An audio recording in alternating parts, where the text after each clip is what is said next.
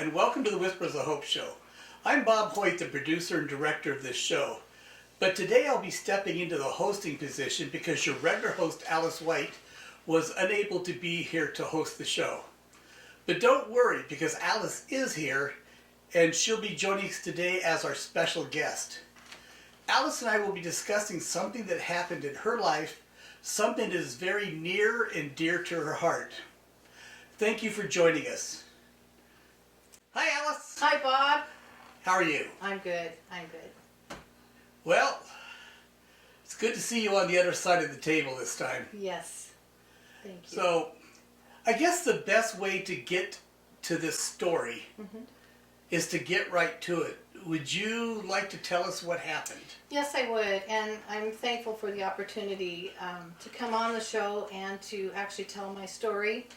I felt very strongly that it was something that might encourage someone else, and that's why I'm here today to share something that, a real life story that happened in my life. So I'm going to start with, in 1971, I was married to an officer in the Coast Guard, and I had a daughter that was 2 years old and a son that was 6 months old.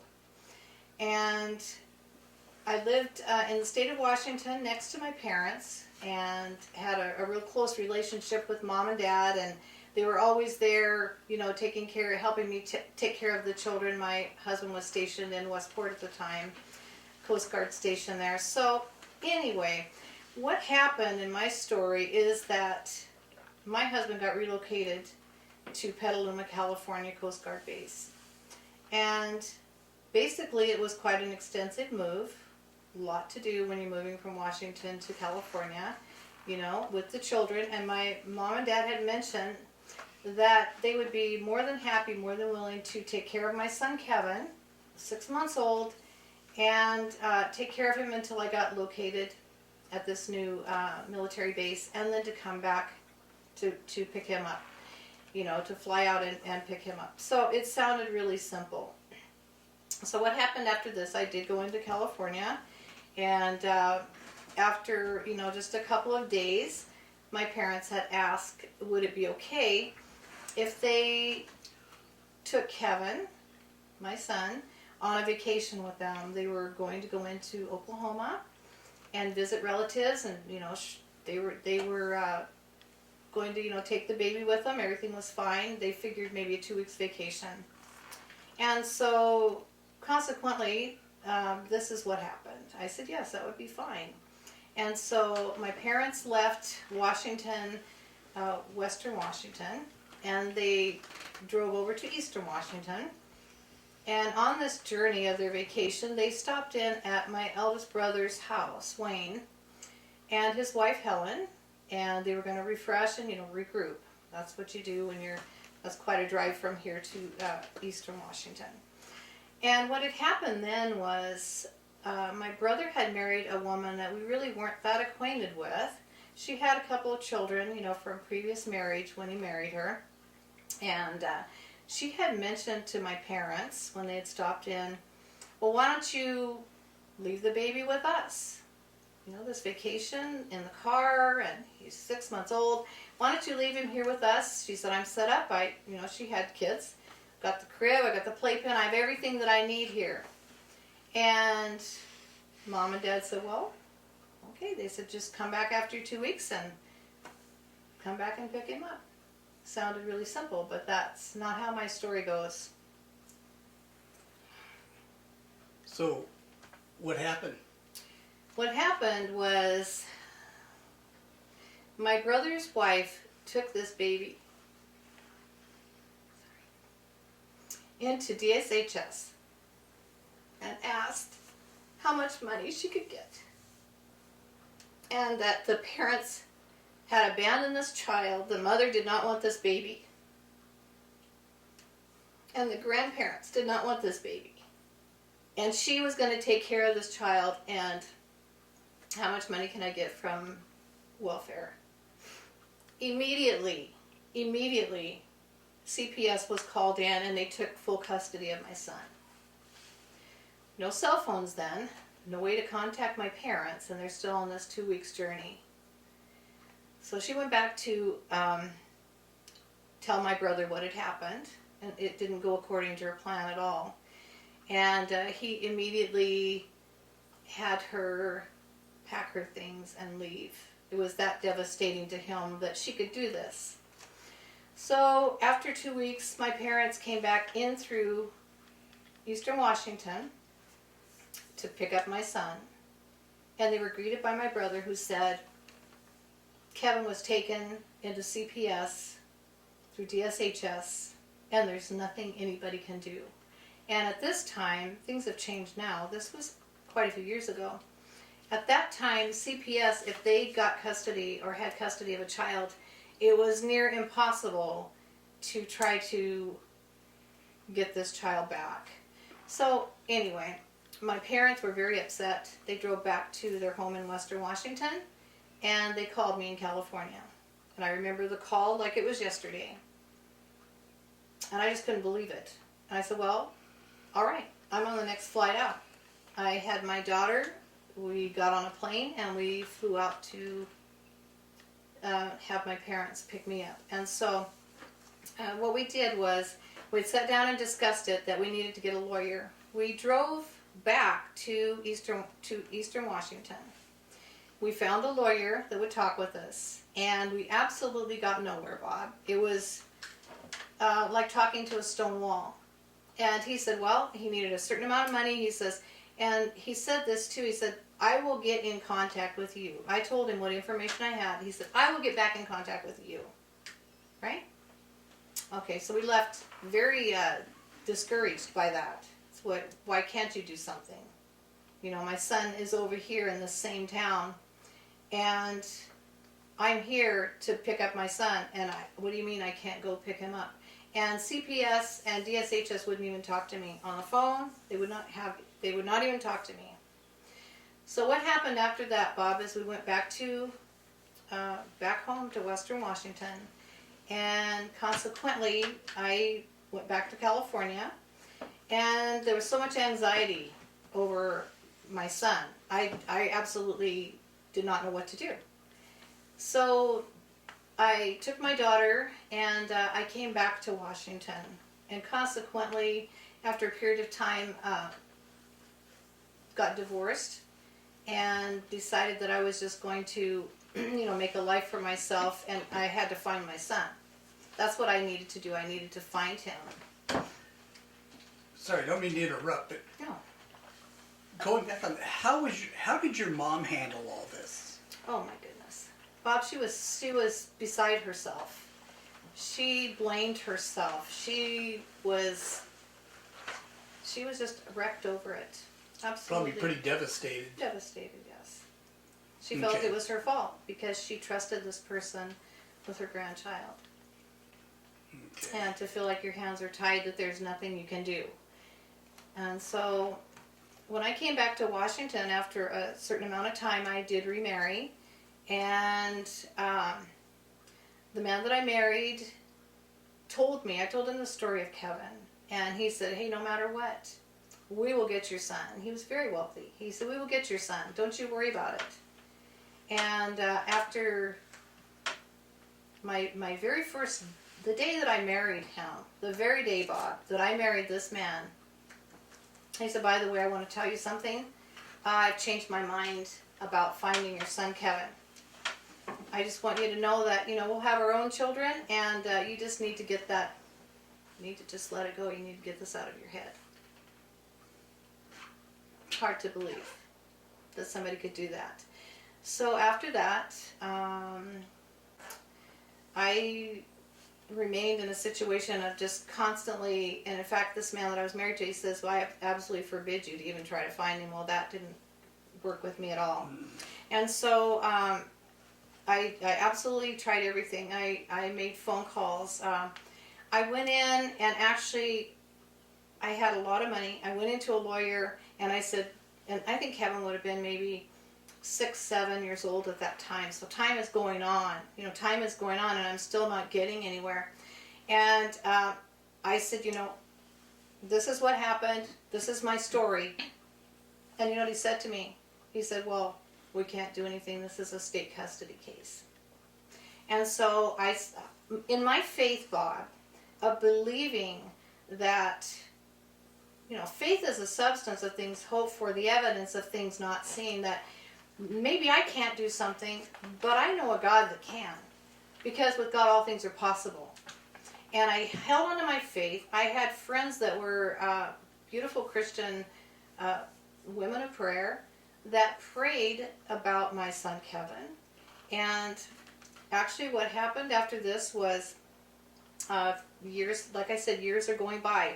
I had, God blessed me with 3 sons and another daughter.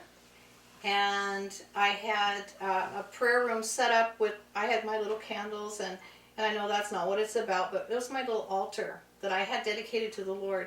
And we would go in, these little kids would kneel with me and pray for Kevin to return to us someday. And when it was his birthday, happy birthday, Kevin.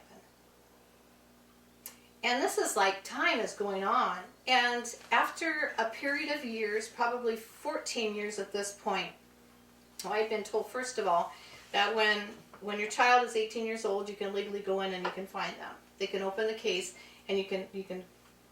And my deal was this, Bob, that I had determined that I would not give up until my son knew the truth. That I loved him and I cared about him and I did not give him up. That was my whole focus. I have to find him. Because I didn't know. I didn't know where he was at. And I had heard that if a child's adopted, if they're adopted in Eastern Washington, they're in Western Washington. I'm constantly looking. And I don't even know who I'm looking for. Piece of my heart was gone. And I wound up about 15 years after this. Kevin would have been 15 years old. I had a group of beautiful women of faith that would always stand with me. And I took a position as regional director for the full state of Washington and Oregon under Christian Business Women's Fellowship out of Anaheim, California. You've heard of Christian Business Men's Fellowship with Demo Shakarian. This was Christian Business Women's Fellowship. And it was quite a large organization. I felt very honored to be a part of it. And what had happened was I had a staff. I had a secretary. I had a lady that was a beautiful Christian. She was the publisher and founder of the ARK, A-R-K, Christian newspaper. And she said, Alice, we're going to run an article. And she did. We had a full-size picture of me, and it said, Kevin, where are you? And telling the story of when I'd last seen him and how old he was. And Kevin would have been probably 15 at this time, Bob. And so, like I said, years are going by. And so what happened was I started getting feedback from this newspaper article, because it went all over, this little free Christian newspaper, of different people saying they just couldn't believe it. I had lawyers writing to me and saying, we just can't believe this, but there was absolutely nothing anybody could do. The most important thing that people were doing in my situation was they were praying. That somehow, someday, there would be an answer to my prayers. And at this point, I had a dear lady, her name is Doris, beautiful Christian, very productive and amazing woman of God in the kingdom of God, put it that way. And she came to me because basically I was getting discouraged about everything. I didn't want to give up. And she came to me and she said, Alice, she said, I just want you to know this. She said, God has given me a vision of your son. And he is where the orchards are. He's where the orchards are, and he has this beautiful smile. And she said, your son is fine. First word I had heard of anything in, say, 15 years. So that sounds like a good lead. That was a good lead. That gave me inspiration. Yeah, probably a lot of hope. A lot of hope. Yeah. Yes, I was that. Like I said, that was the first word of anything about Kevin. And so after this, Kevin turned 18. Like I said, the birthdays are going by, and every birthday, happy birthday, Kevin. And pretty soon he's 18. It's like, yay, this is awesome. I can go in, I can take my lawyer, and I can find my son now. Guess what? Guess again. This is what the lawyer said to me. We have checked this. This case is sealed by the state of Washington. He's been adopted. Nobody can open the seal. There I am again, 18 years old, and that was my one hope, that when he was 18 that I could find him. And so let's go further into my life. On my journey, I wound up making a move, a pretty big move. It was to Ocean Shores. I just didn't want to be in situations that I was involved in. I wanted a fresh start. The children's father had passed away, and my mother found herself, my father had passed away around the same time. So here's my mother and I. And she said, I want to change. I want to sell my home. I want to move to Ocean Shores. I said, Mom, let's just do it. Let's go. And that's exactly what we did. We packed up and we moved to Ocean Shores. And at this time, Mom had her own home and I had my own home. And everything was going really good. And one day, my daughter Melody, she would have been about 18 years old then. She came to me and she said, Mom, she said, I have been visited by an angel. And she said, this angel pointed saying, your brother is here. Don't look over anywhere else. Your brother is here. Just like that. And she came to me and told me that. And I said, that's amazing.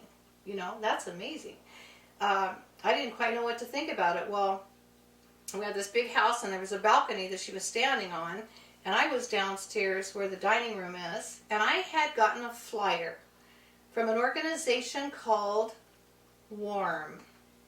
And that stands for Washington Adoptives Reunion Movement. Thank you. Thank you. I read that article. You read that article? Yes. Okay. And this organization claimed that they could go in and open up, because they are an organization, they could go in and open up these files that are closed to anybody. Anyway, it costs a lot of money for this, and I don't know where I even got this flyer, but it was on my dining room table. My daughter Melody, she leaned over the balcony. Mom, she says, where's that paper? She says, what's it going to cost to go find my brother? And I found the paper and I said, well, and I quoted how much it was, and she said, come on, let's go right now. We're going to go in, because her father passed away and left them, a substantial inheritance, and so she had money. And she said, come on, let's go. I'm gonna do this.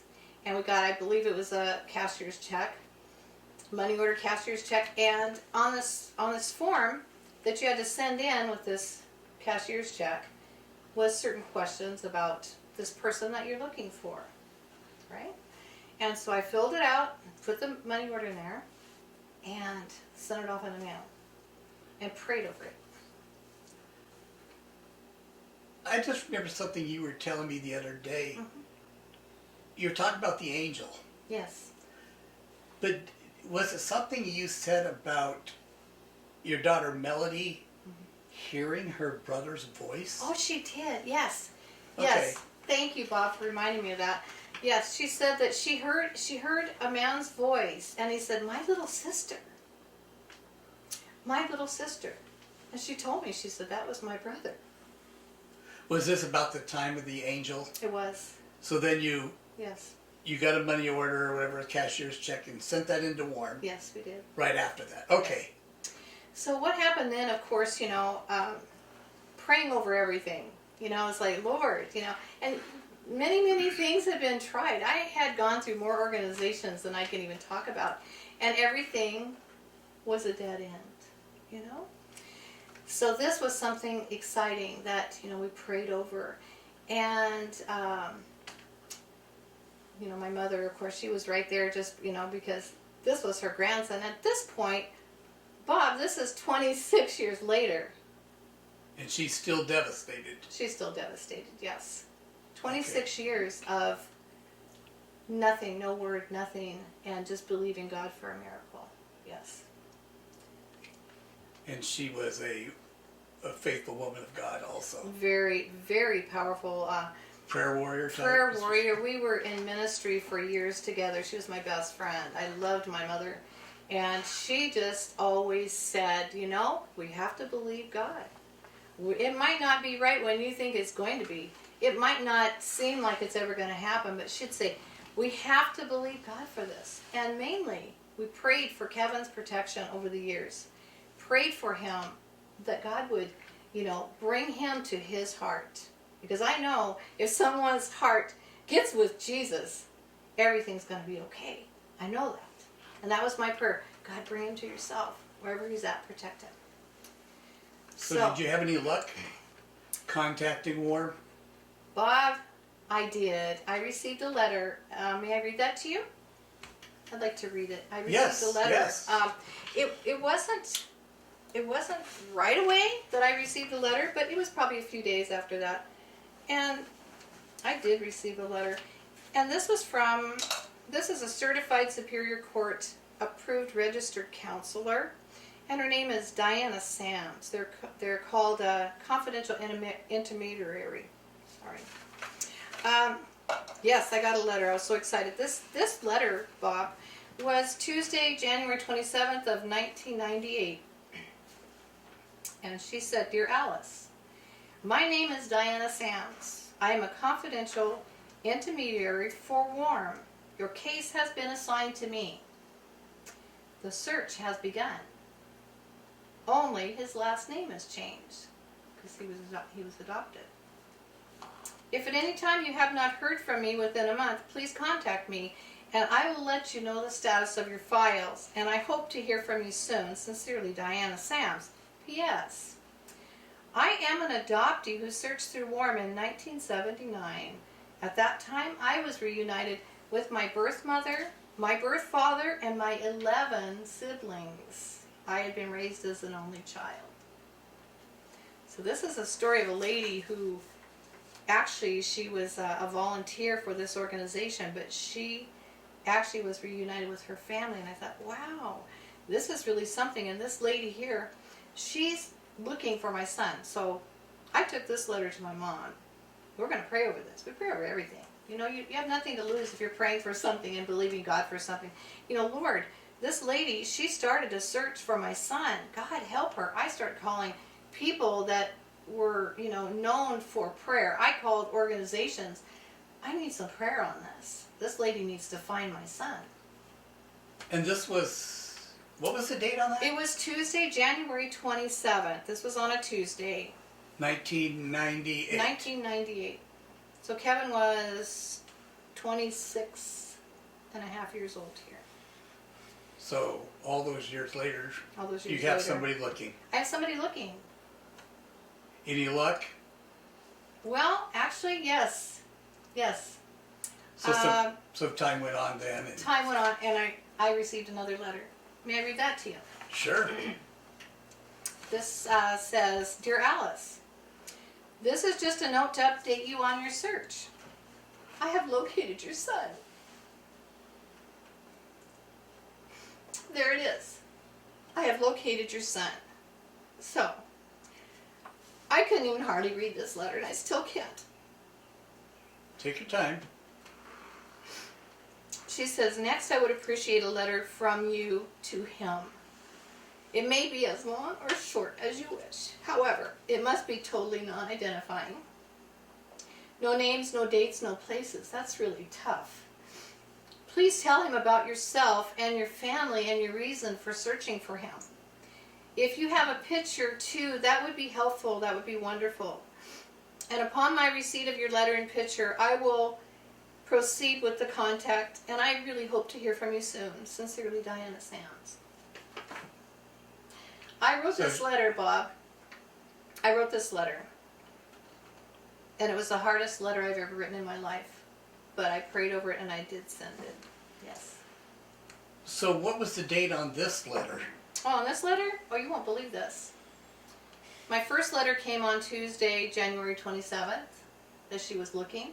The very next day, Wednesday, January 28th of 1998, I have found your son. 1 day later, Bob. Wow. 1 day later. Cool. So what happened? It's a miracle. Yeah. Well, I sent this letter off, and basically I sent a picture of myself, and I explained to Kevin, it was like me talking to him for the first time, that she was going to read this letter to him.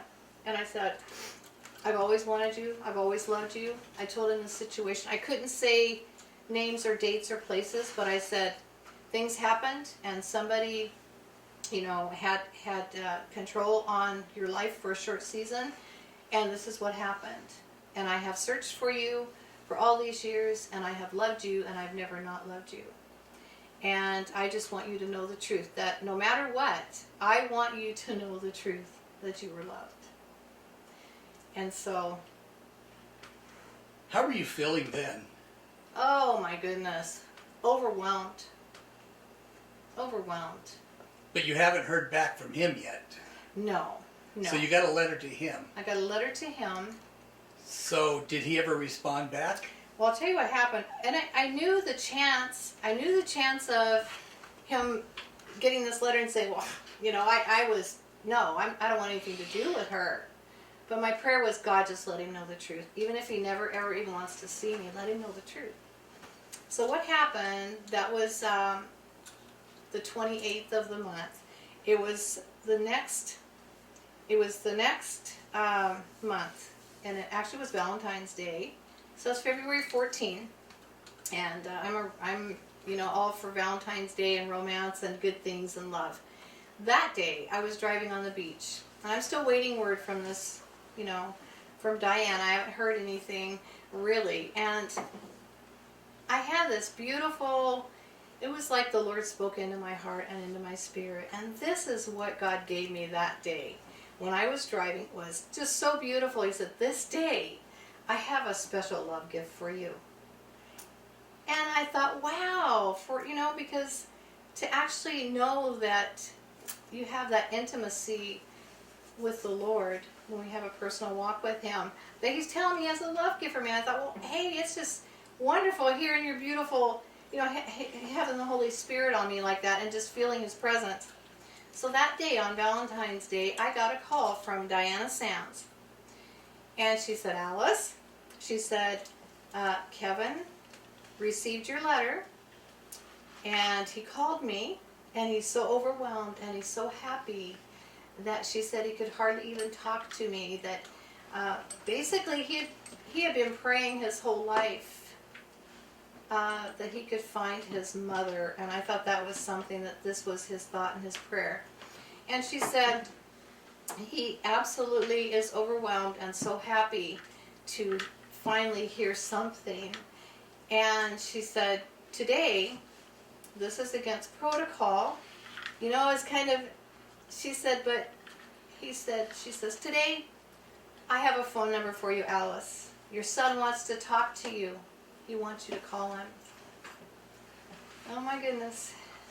That's I bet your heart was racing. It was. It was just absolutely beyond description. The joy that my son got my letter, and he was overjoyed, and that he knew that I loved him. And I was like, this is the ultimate right here of those years of my prayers being answered today. And I went just pretty much racing over to my mother's house. And this is on Valentine's Day? Yeah, this is Valentine's Day. Yes. And my mom and I were just just crying, and we're so happy that this is a phone number. This is my son. Last time I had seen his little face was when he was 6 months old. And here it is. I've got a phone number. And I just it took a long time. I kept staring at her phone, but I finally, Mom says, come on, you can do this. Come on, I'm right here. We can do this together. So I picked up the phone, and I made that phone call, and I heard this beautiful voice. Mother, is that you?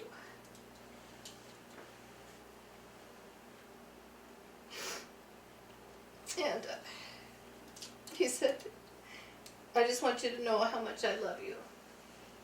And that's how it started. And he said, not only do you have me now, he said, I have a wife and I have 2 little girls. He says, you're a grandmother.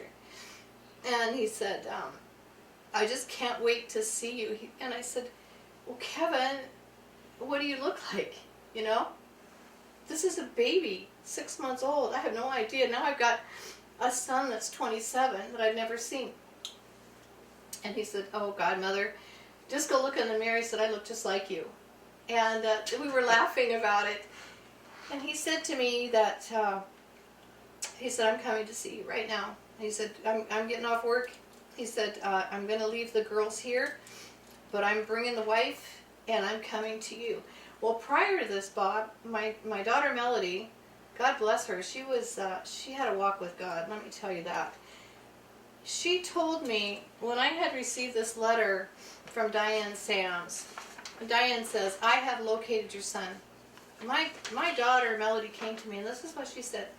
Mom, she said, the Lord spoke to my heart very loud and clear that you need to get your house all in order, because she knows me. If I have company, it has to be just right. That's just the way I roll. You know, that's how I am. I want things right because, not a perfectionist, but just, you know, a respect. That if I have someone in my house, I want them to come into a nice, clean, tidy, everything okay. And I want a lot of food in the fridge so I can feed you a lot, you know. So anyway, what happened was she says, Kevin's coming here. She said, get your house in order. The Lord wants you to know that. And I said, and we did. And so from that letter, it was almost, we'll say 2 weeks, Valentine's Day, that I had a couple of weeks, you know, to get things right. And I had no idea. I'm just taking, if the Lord speaks this into my heart and my soul, if He's got a miracle, it's usually something that you just are amazed at. And it's not our time, Bob. It's not when we want our miracle. I wanted my miracle when he was 6 months old. But it was 26 and a half years later when I actually heard my son on the phone and heard his voice. God's timing. God's timing. And so he said, I'm on my way. And he called me probably every 5 minutes from Tri-Cities area, you know, Eastern Washington, all the way to Western Washington, where we resided. We were in Ocean Shores, yes. And so every 5 minutes he's calling me. We're so excited. It was late at night. He got off work late. It was late at night. And we're so excited we can't even stand it, because for the first time I'm going to get to see my son. And it was amazing. I had my son Johnny with me. I sent him to the edge of town. Kevin says, I'm here. I'm at the gate. My son Johnny drove down and led him to where I lived on the waterfront. And Bob, that door flew open. And here's this most beautiful human being I've ever seen in my life, staring at me, eye to eye, grabbing me. He about smothered me with this big bouquet of roses. And mother, you know, it's you. And this was the beginning, 26 and a half years, that I got to see his face for the first time. And you got to meet rest of his brothers and sisters. And yes, with Kevin, he was adopted into a family where he was the baby. He was the baby of all these other children. And he thought that was so cool, because when he came into his family with me, he was the oldest boy, you know, and he had these 3 little brothers, and he had a little sister. And that was the thing. When he saw my daughter Melody, he grabbed her in his arms. Do you know what he said? What? My little sister. My little sister.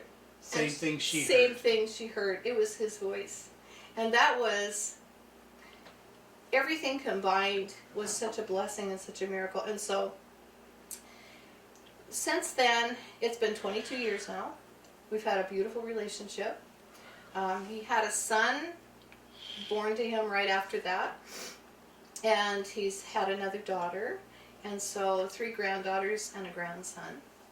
And he has a 5-year-old little girl, and the others are grown. And one of his daughters has a baby, so he's a grandfather.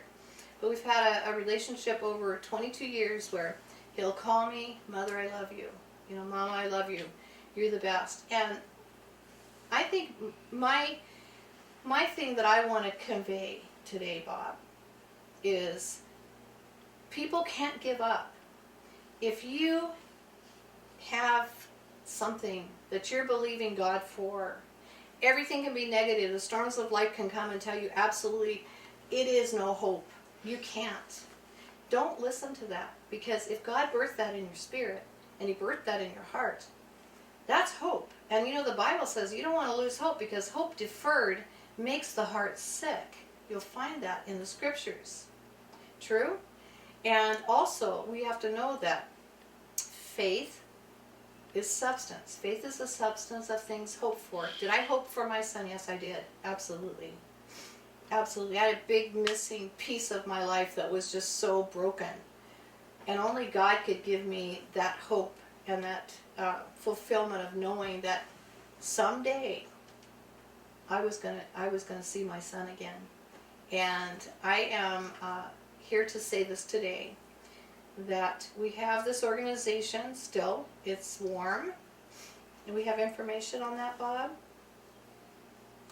for warm, where people can contact this organization. Say maybe you've adopted a child out, maybe you were young, maybe you know it was a mistake, maybe someone forced you into it, that you can find your child.